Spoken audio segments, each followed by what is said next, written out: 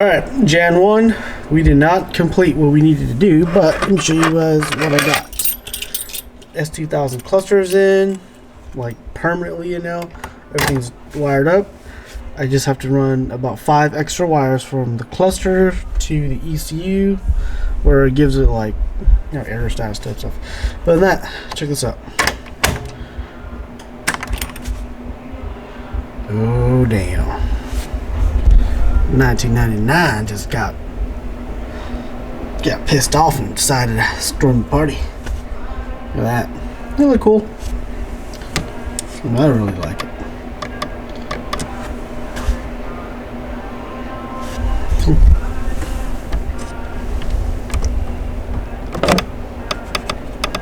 I still gotta reprogram these gauges, but that's working.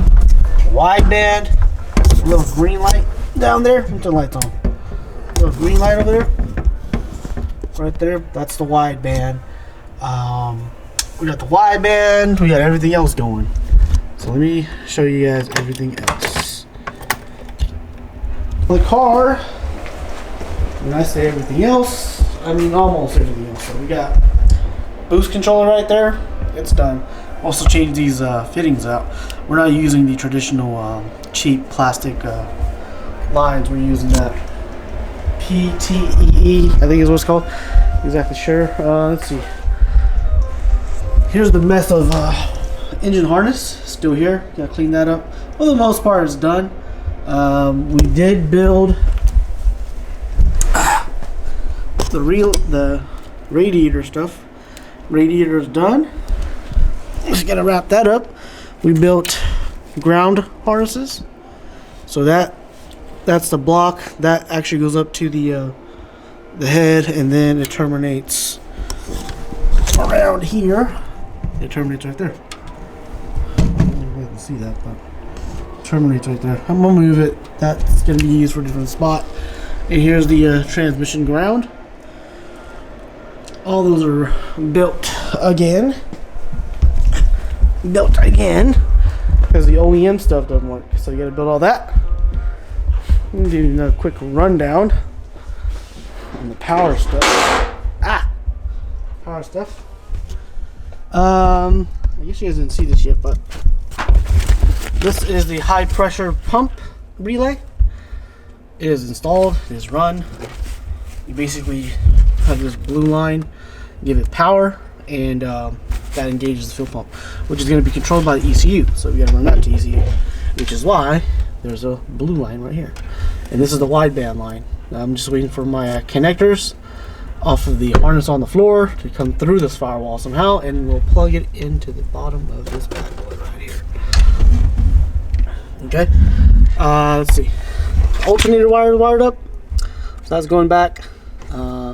This is your dedicated 12. That's your switched 12, and that up there, way up here. That relay. That's your relay for your switch 12. That is a key fob triggered, and that's just a universal ground bus. Here's wideband. That's wideband taped up there, and also the yellow line. That's your yellow line is your boost controller. So that's all done. That's all taped away. Should be good for now. And then on the other end, like I said, I gotta drop the fuel tank. This is the new fuel tank right here. I still gotta get some Rhino liner and line the bottom of the fuel tank before I put it in, because that tank has not been properly coated to be run on the streets. On a racetrack car, I think it'd be fine, because you'll probably never see any of that. But for the street, you gotta coat it with some type of protection on the bottom, because you don't want rocks to ding it up, and then one day you're gonna have a leak. Okay, so that's what I got. Electrical on this side. On top is all done. Here's your wideband, just chilling. This is boost controller wiring.